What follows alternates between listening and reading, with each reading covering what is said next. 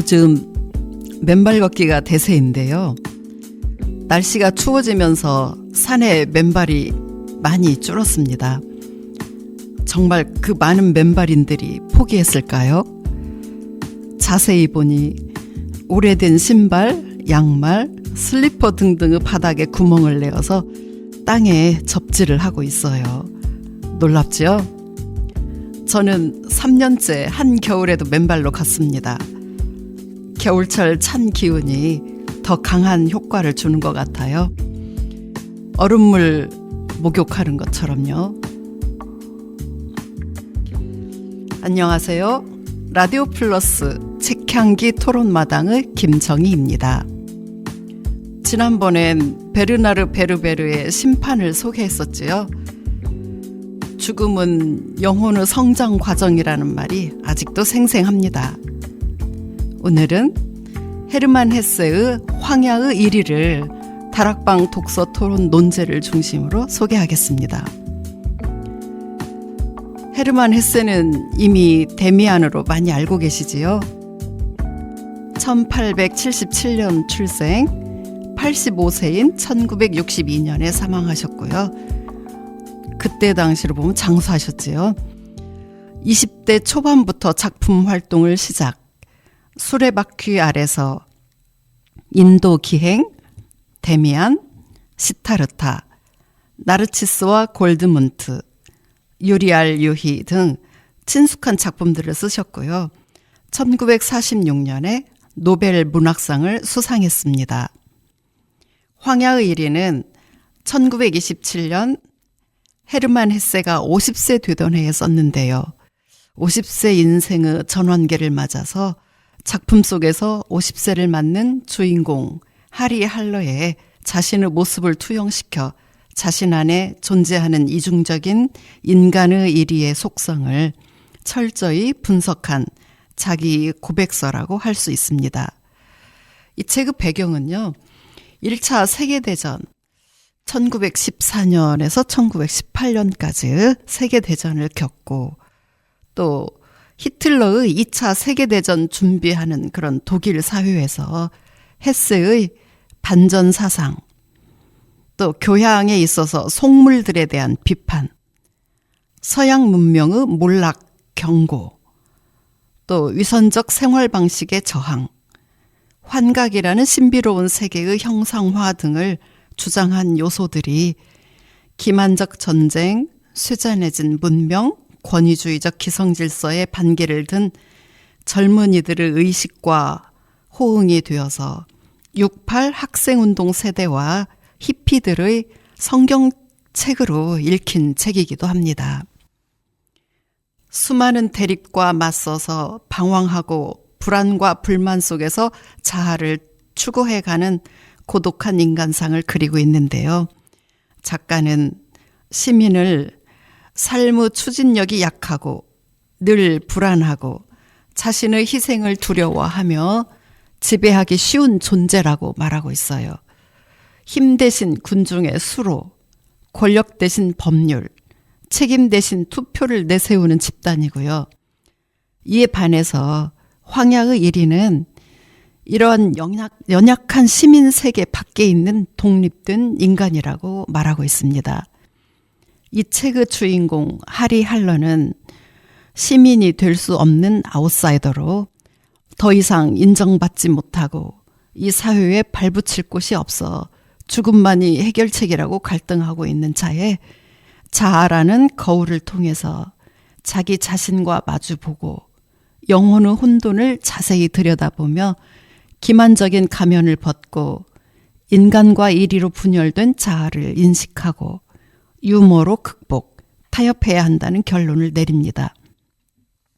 또 이런 나약한 시민사회가 몰락하지 않고 여전히 살아있고 강력한 힘과 번성하고 있는 이유는 시민들 속에 용기 있는 이런 반항하는 황야의 1위가 있기 때문이라고 말하기도 합니다. 그렇지만 저는 황야의 1위들이 그들의 고독, 증오, 혐오를 유머로밖에 승화시킬 수 없다는 결론이 무척 안타깝기만 합니다. 이제 다락방 독서 토론을 중심으로 황야의 1위를 살펴보겠습니다.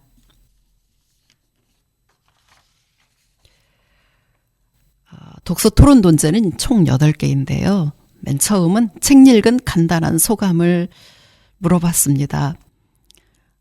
어디서든 누구나든 이야기하는데요. 이 책을 읽은 사람은 어렵다. 도대체 무슨 말을 하는지 소설 구성이 너무나 특이하고요. 도저히 이해가 제대로 안 간다라는 반응이 대부분입니다. 각자가 부분만 이해하고 있어서 조금 전체적인 어떤 배경이나 이런 그 헤르만 헤세의 상황을 보충 설명할 필요가 있었습니다.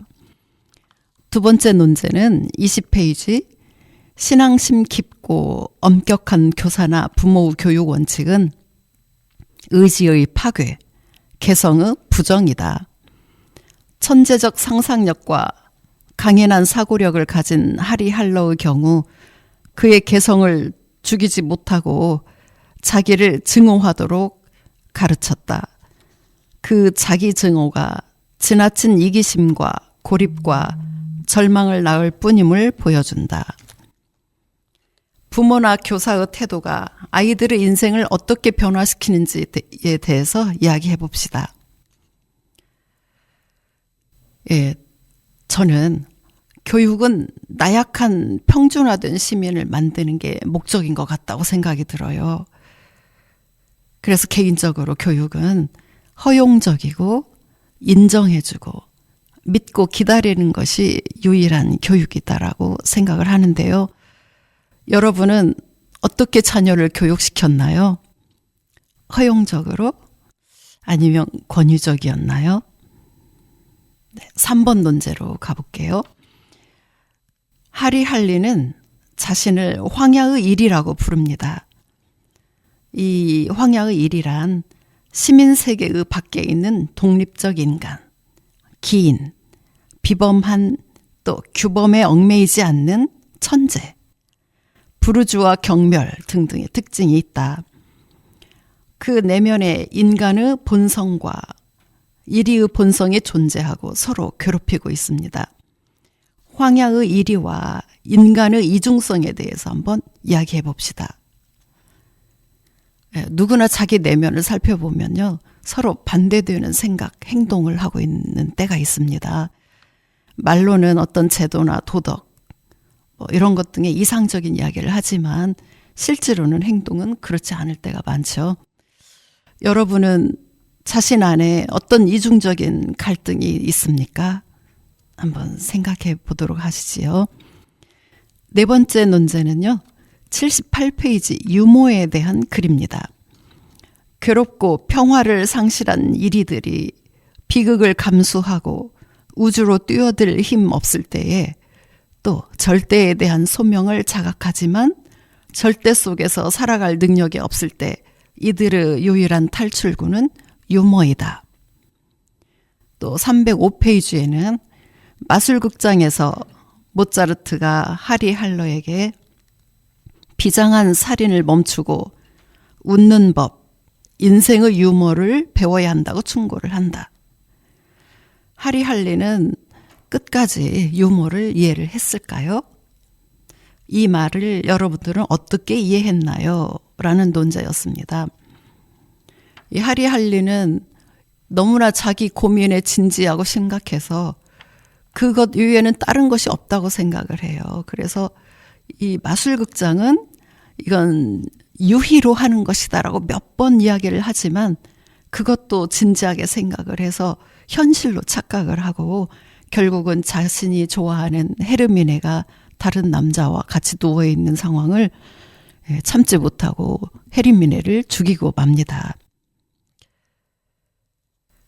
너무 자신의 고민에 진지해서 다른 각도로는 바라볼 수 없는 것이지요. 여러분은 자신의 삶에 너무 진지하지 않나요?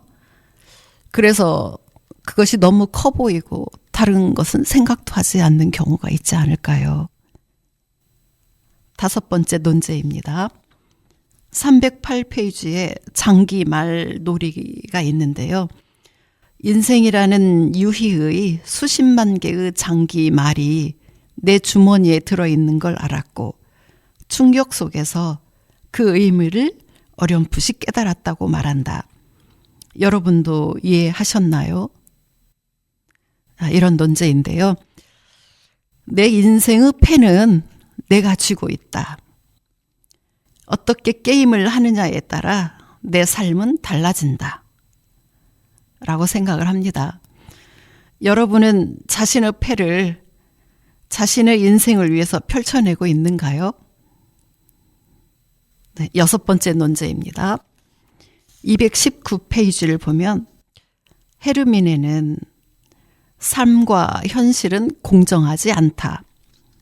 단순 쾌락, 사소한 것에 만족하는 요즘 세상에 한 차원 높이 까다롭고 요구하는 게 많으면 세상 밖으로 쫓겨난다.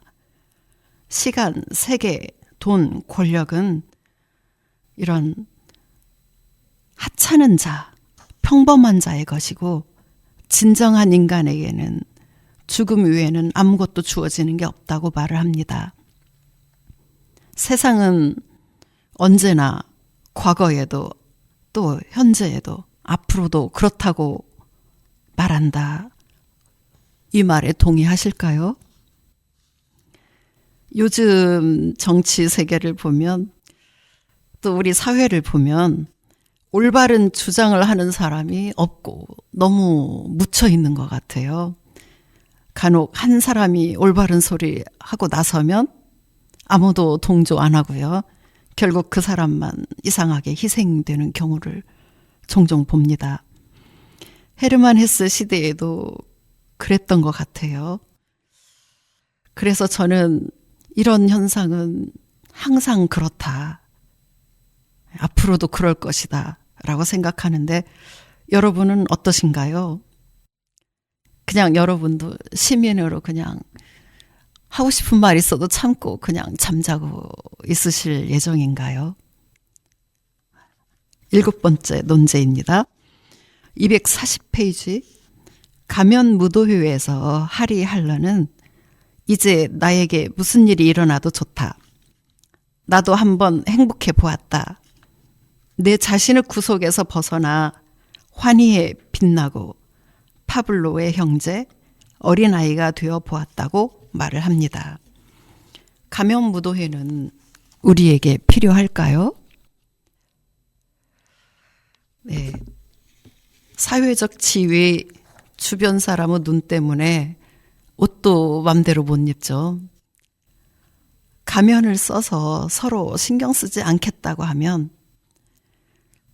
하고 싶은 거 맘대로 하고 그래서 스트레스도 좀 풀리고 그럴 것 같은데 여러분은 가면 무도회를 간다면 어떻게 행동하실 건가요? 마지막 8번째 논제입니다. 이 책에 나오는 라디오의 의미, 하리 할러와 죽음을 결심하고 방황하다 만난 헤르미네와의 관계, 모차르트, 괴테 등의 역할, 반전 사상, 미국 문화에 대한 저자의 생각 등등을 자유롭게 토론해봐요 였습니다. 라디오는 요즘은 인터넷 시대이죠. 과거에는 텔레비전의 등장도 있었고요. 그 이전에 라디오가 등장한 것이죠. 그 전까지는 고전 음악, 모차르트 음악을 들을 때에는 직접 연주를 하는 걸 들었기 때문에 엄청난 감동이 왔었는데요. 이 헤세는 이 라디오에서 모차르트 음악이 나오는 것을 엄청 싫어합니다. 그렇지만 결국은 그 라디오도 많이 들어라. 그 속에 음악은 좀 품위는 없지만 그 주된 사상은 변하지 않는다라고 이 모차르트, 괴테 등의 과거의 영혼이 나와서 설명을 하고 있어요. 타협이죠. 또 여기에 나오는 헤르미네는 이 헤르만 헤세의 젊은 날에 본인 자신을 말하고 있습니다. 모차르트, 괴테 등의 역할은 헤르만 헤세는 영원 속에서는 시간은 존재하지 않는다라고 말하고 있어요. 그래서 과거의 인물인 모차르트나 괴테도 현실로 불러와서 같이 대화를 할 수 있다면 시간은 없는 것이 되는 것이지요. 반전 사상. 독일이 또 히틀러가 이런 전쟁 준비하고 그러고 있는데 독일 민족이라고 무조건 전쟁을 찬성해야 되는 건 아니다. 전쟁은 지양해야 된다. 인간을 말살하고 죽이는 것은 옳지 못하다라고 헤르만 헤세는 반전 운동을 하고 있어요. 그래서 그것 때문에 출판도 저지당하고 그러고 있지요. 이러한 여러 가지의 의견들을 토론해 봤습니다. 네, 이렇게 해서 8개의 논제로 헤세의 인간과 일이라는 이중적 성격으로 심각하게 갈등하는 문제를 폭넓게 다뤄봤습니다. 50세 된 헤세는 전쟁과 신기술 등장, 기존 문화의 파괴, 미국식 문화 도입 등으로 젊은 층과의 세대 차이를 많이 느끼지 않았을까 생각합니다. 요즘 너무 기술이 빨리 발전하니 비판할 사이도 없이 따라가기도 바빠요. AI 시대의 고전적 사상, 예전엔 등등의 생각은 현실과의 갈등을 키우고 내면의 고독한 일들이 많이 발생할 것 같습니다. 이 책을 읽고 나니 이리는 원래 때로 뭉쳐 다니는데요. 황야의 혼자가 된 이리의 고독 속에 살다 보니 죽음밖에는 해결책이 없는 것 같고, 살아남으려면 게으르지 말고 빨리 타협하고 새로운 것 받아들이고 개성이 파괴되어 결국 시민적 일부가 되어야 한다는 그런 체념적인 결론으로 유머를 선택한 이 책의 결론이 다시 한번 씁쓸한 느낌입니다. 올해는 단풍이 계절에 지각을 했는지 한 박자 늦게 물들고 예쁠 사이도 없이 말라서 떨어지고 있네요. 갈수록 예전만 못하다는 생각이 드는 걸 보니 저도 현실에 적응 안 되는 9세대인 것 같습니다. 날이 추워지고 있으니 감기 조심하시고요. 다음 시간에 행복한 마음으로 다시 만납시다. 안녕히 계세요.